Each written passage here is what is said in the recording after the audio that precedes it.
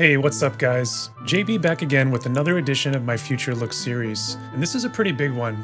Dark Fina is definitely a fan favorite from the FFBE series. And she was released on the Japanese side of War of the Visions just a few weeks back. I can still remember when CG Dark Fina was released in FFBE as one of the first 7-star Fest units. She was definitely a very hyped unit. Amazing art design here, as always. One interesting note here, at least in the picture, no whip for Fina. Though I think with the aesthetic of her staff and the snakes, they definitely captured the sort of look and feel and definitely give a nod to the original design in that regard. But yeah, Dark Fina and the Dark Element in general have been making waves on the JP side, so let's dive in and preview her kit and see what we have to look forward to here in a few months. And let's start with Dark Fina's TMR. And this one is actually a pretty nice one, especially for herself. And it really starts with the base stats on it. It's an accessory with 7 agility. That in of itself already makes this a really nice item. There's really only a couple of TMRs in the game that have that high of agility base stat. The other base stats on it are pretty nicely provisioned as well. It's an accessory with 6 spirit and 8 accuracy and 288 HP. The effect though is also really good. It has 40% magic resist penetration for 3 turns, as well as a 35% casting time reduction, which lasts for 4 turns. So very nice combination of offensive buffs there that Dark Fina and many other magical attackers would like to have. So I see this as a nice alternative maybe to Garvel's TMR for mages who have really heavy cast times. Alright, so moving into Dark Fina's innate stats, and jumping out immediately is that monstrous 657 base magic total. And that's actually the highest innate magic total of any unit in the game prior to passives. The rest of it here I think is pretty nice as well. Nothing I'd say is super standing out to me, but just pretty solid and decent resists here. She has 15% to slash, 10% to magic and missile, so always nice to have positive resistances to the 3 main damage types in the game. She has that 249 starting luck as well. Very solid there, and definitely fitting into that dark elemental theme of being sort of a relatively accurate unit. As always, I love the charm resist here too for manual play especially, and honestly that's another elemental theme that Dark has. Many of the units actually have 50% innate charm resist. Moving on to the cons for Dark Fina, and first I want to talk a little bit about her HP. It's definitely not bad by any means, just about 3,300, but I definitely want to note that it's a tick below where we've been seeing other 100 cost mages as of late. Units like Sadali, Ranan, Velis, or even Terra, especially since Fina doesn't have any HP passive that she can use to sort of amp this up and bring it up any further. Her agility as well, not amazing by any means at 62, but just as in Terra's case, I think that she'll end up being okay here because she does have a agility passive that she can use to sort of bring that up a bit further. Now lastly, I want to point out this pierce resistance at -10, so she's definitely going to have to be wary of units like Aranea and Oberon. But I'm going to throw my man Camillo into the ring as well. I think he's actually going to be a very, very nice counter against Dark Fina, especially once he gets his second mastery. It really cements him as an anti-dark magic specialist unit. Alright, moving on, and let's talk about Dark Fina's passives and counter abilities. And the first one that I'm going to outline here is what I would call an all-purpose build, and that takes her main job passive here. And this one, frankly, is quite an incredible passive, and definitely one that you're going to want to always have on. But what it is it's essentially the Blade Soul passive, which gives 12% agility and the 40 Spirit Pen, which is already a very nice passive on its own. And then they just tack on 24 Spirit on top of that, which is actually pretty nuts. I don't know that I've seen any passive in the game that gives actually this much Spirit, so very, very cool here. Her base agility is at 54, so this 12% passive will get her about another 6 or so agility, getting her up to a starting value of roughly 68 when you include this passive. So I think that's actually a pretty good spot for her. And within this all-purpose build, I think you'd combo that here with the Scholar passive that's giving you that 12 defense plus the 20 accuracy. And if you include her base 6 defense and 2 spirit, this is going to bring her to 18 base defense and 26 spirit right out of the box. So very, very nice starting mitigation there. And I think that 20 accuracy is going to be necessary for her if you're worried about any sort of evade meta. Because as we'll see as we get into looking at her kit, she doesn't have any 100% hit to fall back on.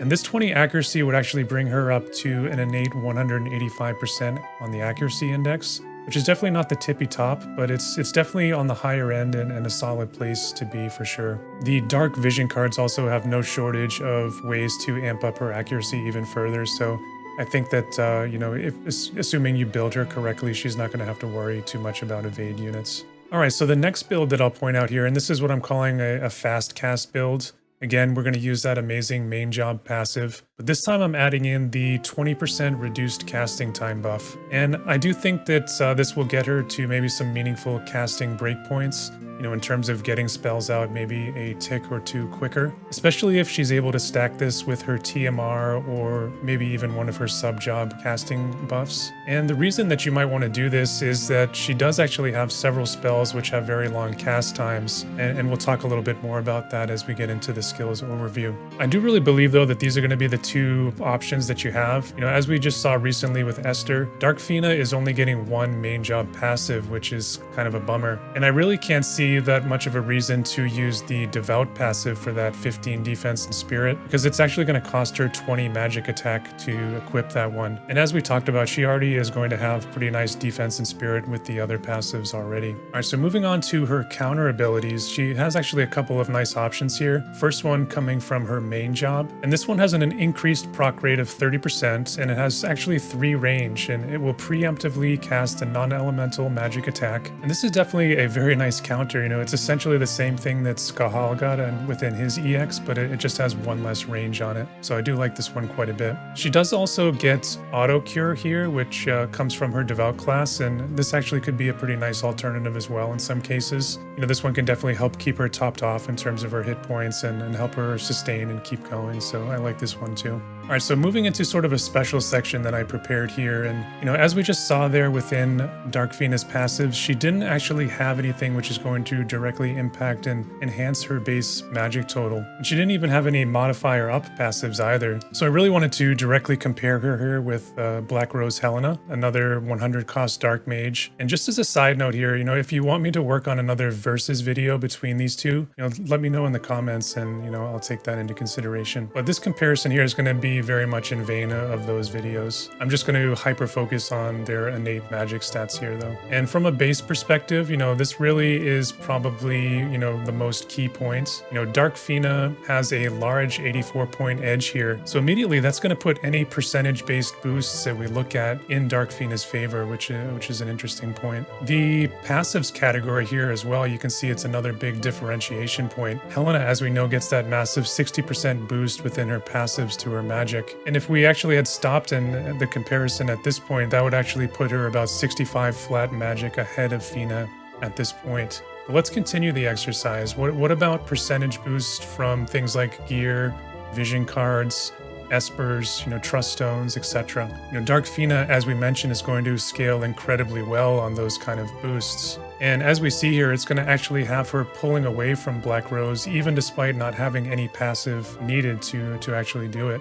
And so I'll actually bring up the calculated totals here, and we can see, you know, all these things considered, Dark Fina is actually pulling ahead by about 21 magic here. And obviously these totals are not included any flat magic sources from like an Esper or like a staff or like a vision card base stats. So they're actually going to have much more magic total than this, you know, probably somewhere in that 1600, you know, maybe even higher than that range. But definitely a very nice point of favor here for Dark Fina, and I really wanted to illustrate this, that even despite not having any sort of magic up passives, she's going to be in a good, you know, competitive spots, and you know, you can feel good about investing those passive choices into something that's going to help her survivability or, you know, increase her accuracy, as we talked about. And those are options really that a unit like Black Rose doesn't really have available to her, so definitely food for thought here. All right, so obviously magic stats alone are not going to tell the whole story of a unit, so why don't we actually look at her skills and see how they are going to coincide with those nice starting stats that she has. And let's start with Dark Fina's buffing capability, and I really think this is an area where this unit really shines. And the first buff here is quite nice. It's giving the party a 40% magic, 20 spirit, and 20 dark and light resistance. But on top of that, it's giving her 20 spirit penetration to herself as well. So just a staggering amount of support here coming coming from just a single buff, both offensively and defensively.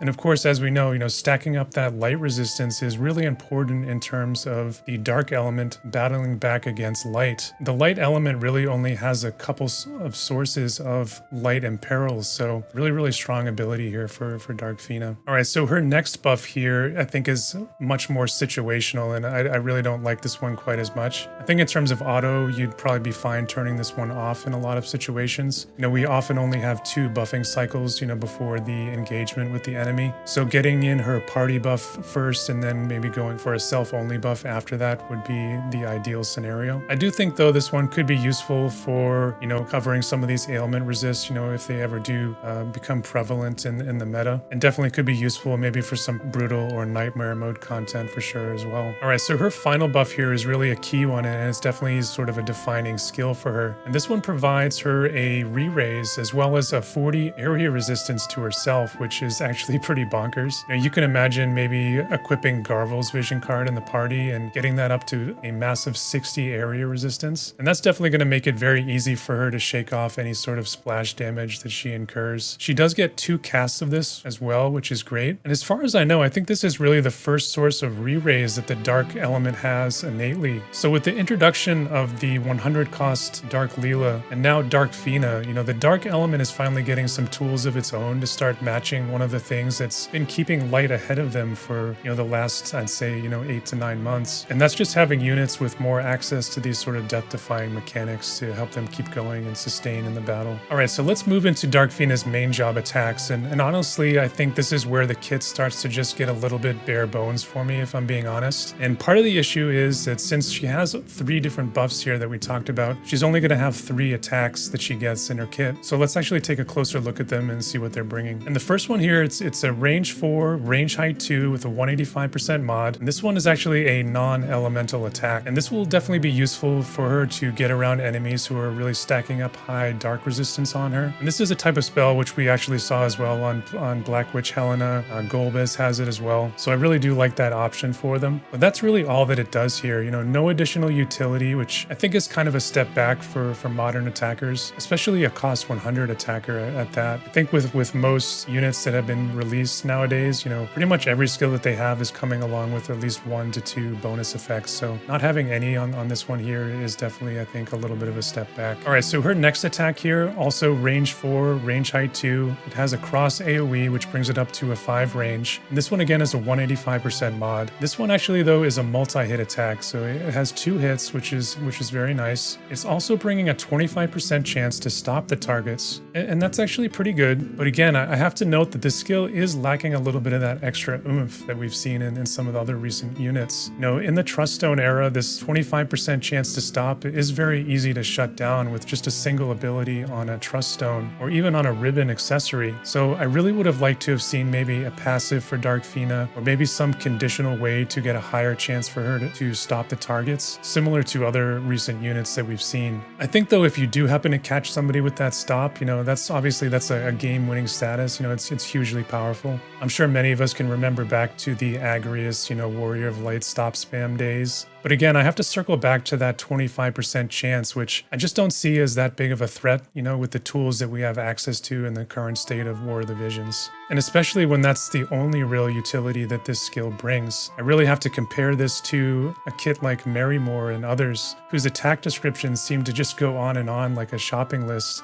I mean, just look at Divine Toxicology here, for example. It just goes on. And I really want to point out that these first couple of attacks here just really pale in comparison to the extra benefits and utility that they're bringing, beyond just the damage. Okay, so her last skill here is one that everyone is pretty excited about and has created some hype for this unit. And that's because this one is actually dispelling Celeste's unique runic status. And Dark Fina here is becoming the first UR unit in the game with that sort of capability. At the same time, it's also decreasing the single target resistance of that unit by 30. So definitely a phenomenal skill here. Both of these effects are coming prior to the damage. So finally, we have a skill here that feels like it's part of that sort of modern damage dealer type kit. So, I do like this one quite a bit.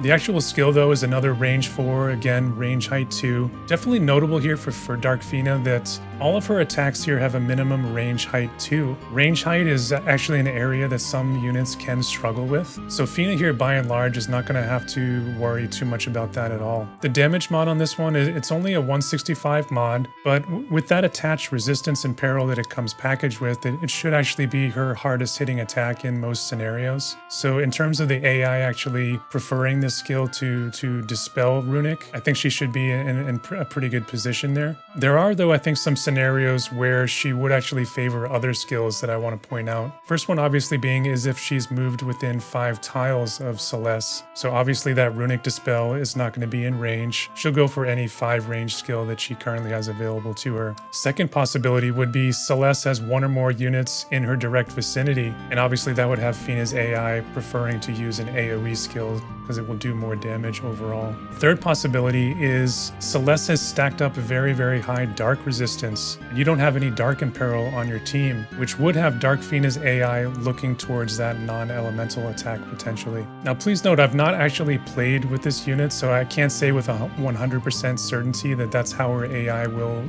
react. But that's just my observation, based on every other AI attack principle that I'm aware of. And I don't see why this unit would behave any differently unless they specifically coded her to do otherwise, which I highly doubt. But just a small disclaimer here, if anyone has actually played with her and knows her AI quite well from the Japanese side, definitely hit me up in the comments below. I would really love to hear if my theory craft is correct there. Alright, so last skill, and this is her Limit Burst. Again, this is range 4, range height 2, just as all of her other attacks were. Again, single target skill here, and the standard 200% Limit Burst mod. And again, I have to point out a little bit of a lack of utility here. We just have a single effect tacked on to the LB. And don't get me wrong, the Dispel here is very, very nice. In auto, that's going to kill a tank's aggro. But can we at least have that Dispel coming before the damage for Dark Fina? That way that effect couldn't actually be dodged. And at that point, this might be a good tool to remove like an illusion buff, for example, on an evade unit as well. I'm not sure that's too much to ask, for the latest 100 cost unit. The skill though here is 4 hits, which I think redeems it,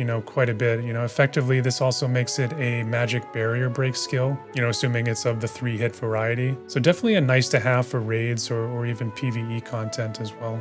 Alright, so moving on, and let's take a quick look at Dark Fina's sub-jobs and some of the highlights there for her skills. And first would be her main job sub. And I have to say, really disappointing skills here in my opinion. I honestly can't see a reason that you would ever use this one unless you're really just trying to meme somebody with that 10% chance to petrify. She does also get an attack within the sub-job that gives her another small cross AoE. I have to note though that it's a really slow cast time, and again, it doesn't have any utility tied to it either. So I don't really get at all what they were going for there. I think 2020 Mediana is on the phone here for Dark Fina and she wants her spellbook back. It's definitely not all bad for her though, because I think that her other 2 sub-jobs salvage her in a big way. And that's because she gets both Scholar and Devout.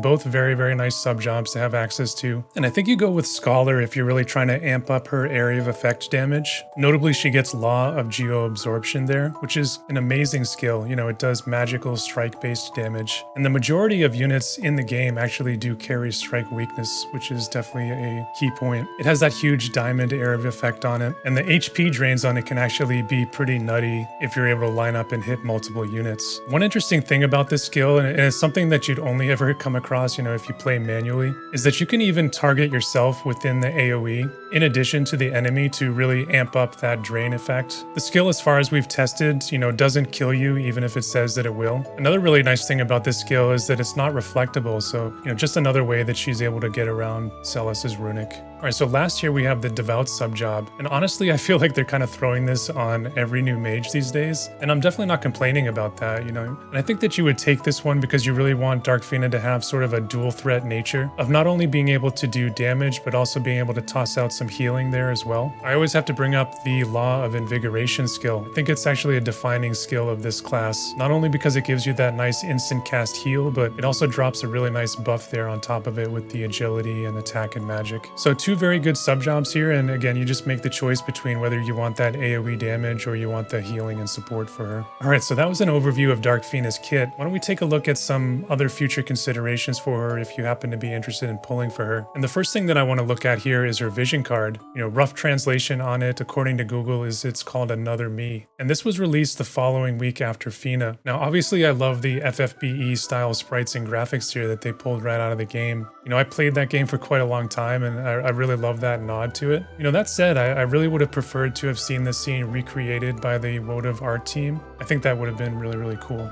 What about the stats on this VC though? Very, very high base magic stat on it at 182. It does have 4 base spirit on it as well. Very good bestowed effect here too, you know, 10 area resistance as well as 10 spirit pen. So really this card is just shaping up to be tailor-made for Dark Fina and definitely filling in some things that she would really like to enhance her kit. And I do have to go back to what we were talking a little bit about earlier, you know, with her 40 area resist buff that she has. Stack that with Garvel's VC, bring it up to 60. Get this card, you have another 10 bestowed. Suddenly she's at that 70 area resist, which is crazy. In terms of the buffs that this card is bringing to the party, you know, Dark is finally going to get that 50% magic card that it's been wanting for so long. It adds on to that 20 missile resistance and 18% dex. So really well provisioned vision card here all around, and one that I think that if you're going for Dark Fina, you know, you for sure you want this card as well. Alright, so I added another special section here, and this one is really a continuation of the timeline from my Light Killers video that I did a couple of months back. So as of today, we're sort of smack right in the middle of the Persona 5 collaboration. You know, Joker was literally just released, and we should be getting his vision card here. And then Little Red Riding Leela here should be coming early in June, followed closely by the Anima vision card and Esper. And I really think that once that unit and vision card comes out, that's really where we're going to see, I hope, you know, this sort of turn for Dark and maybe some more meaningful play from that element within the meta. So moving on, sometime in July, we're going to get this unit here, which is Renelle. And this is going to be a completely free MR unit. She's going to have quests similar to like we saw with Krace or Silma. She's very nice for Dark because she's actually a 50 cost MR, which Dark to this point has really been lacking. You know, Shadow Lynx is 60 cost, Ryryu 60 cost. So really outside of Gafgarian, they don't have any 50 cost MR units, and we don't ever talk about him. Renelle though here is an evade unit, and she does bring Immortal Spirit as well. So I think that she'll definitely be pretty nice for cost restricted play. And that's going to bring us into mid-August, where we should see Dark Fina finally released and followed by the vision card that we just talked about. So overall here, you can see that, you know, over this 4-month span, it's a pretty stacked lineup that's going to be coming in for the Dark element. And I think definitely is going to be the biggest power bump that any element sees over the next 4 months. All right, so what's the verdict on this preview of Dark Fina? To summarize some of the pros that we saw for this unit, 1, she's going to be our first UR Runic Dispel. 2, she has some nice chaining capability, especially with that 4-hit limit burst. She's got a very nice support kit, and it's definitely a highlight for this unit. Not only with the great party and self buffs that she has from her main job, but also because she has the Devout class and access to that additional team buffing and healing. Lastly, she's got pretty good survivability on top of that. You know, she has that solid defense and spirit starting stats that we talked about, and of course the 2 casts of re-raise and the 40 area resist that she comes with innately. So very, very nice there. On the other hand, in terms of the drawbacks that I'm currently seeing, 1, she's got no elemental imperils. So definitely a key difference between her and Black Witch Helena and other top tier mages like Ibarra. And in that regard, I think her damage might just be lacking just a little bit in comparison to them. And I'm not sure that she's going to be able to fully carry a team's damage by herself if you don't have anybody else in your team that might be able to supply an imperil like that. 2, you know, as we saw within her main kit, you know, outside of that Runic Dispel ability that she has, she doesn't really have a lot of other, you know, what I would consider modern damage-based utility. And what I mean by modern damage utility is that skill power creep that we've been seeing in the last year of the game, where the attacks are not only bringing that nice damage, but usually they're coming with 1 or 2 or sometimes even 3 effects that come along on top of it. And as we saw within Fina's kit overview, you know, outside of the Runic Dispel skill that she has, she doesn't have any other breaks, no way to shut off counters, no CT or movement mechanics that she has, no barrier break either. Now, I will say that her limit break, as we talked about, is sort of a pseudo barrier break. But again, that's a single target and it's a one-time use ability. Okay, so last drawback I'm seeing here is that she doesn't have access to a 100% hit ability. So in order to hit max evade units, she's still going to need to build upon that nice starting accuracy that we talked about earlier. At the end of the day, though, despite lacking a little bit in that utility department, this is a good overall unit, both in terms of the damage that she can bring and the ability to support her team as well. And she's going to offer the dark elements a surefire way to counter that runic mechanic. I'm not sure she's really a unit that I see as defining a meta, but I think she's maybe more of just a piece of that puzzle. Her damage, while very good, will not be on the tier of an Ibarra or Black Rose Helena. And the main reasons for that is she's lacking that elemental imperil that we talked about. And her damage mods are definitely a step down from either of those units. She's topping out at just 185% on all of her attacks outside of her limit break. Her support, while very nice, I'm not sure it may be up to the task of completely filling that role either, mainly due to that lack of innate healing power that she has and lack of a full life or targetable re-raise. Her re-raise, as we talked about, is self only. And that's the general feeling I have from studying her kit. I definitely don't see her as a Black Witch 2.0, but instead she's a unit that's just sort of solid from pretty much all angles. And she can chip in nicely in multiple areas for you. And there's definitely something to be said about that. I think Dark sorely needed this sort of support versatility. And she definitely brings, quite a bit of that. She's not going to change the meta or be super flashy about what she does. But to be honest, I think Dark already had enough of those pure damage focused units, and they needed more of a double threat unit like Fina here. So I really see her fitting in quite well with the element and bringing a new dimension for them. Alright, so that's Dark Fina, and I really went a little bit extra on this one because I think she's going to be a highly anticipated unit. And as I just mentioned, outside of some lack of utility, she's otherwise pretty good all around, and I think will enable some new team comps for the Dark element. As we saw in that timeline, there's definitely a lot going on for Dark this summer, but will it actually be enough to challenge Light's dominance and bring Dark back out of hiding to at least be competitive against them? I feel like it's really been a while since we could truly say that. That said, it's hard for me to believe with that much of a power bump getting added to the elements over that 4-month span that it's not going to make a big sort of noticeable impact, but only time will tell, so we'll see. So what's your take on the battle of Dark versus Light? Will Dark be the new king of the hill within that battle? Let me know what you think in the comments down below. And what did you think about Dark Fina's kit that we looked at here today? How is she going to fit into the elements? Definitely let me know what you think about that too. If you liked the video, give it a thumbs up, subscribe to the channel, help us grow, and be notified of my future videos. And that's really all I have to say for today. So as always, stay safe out there, and I'll see you guys in the next one.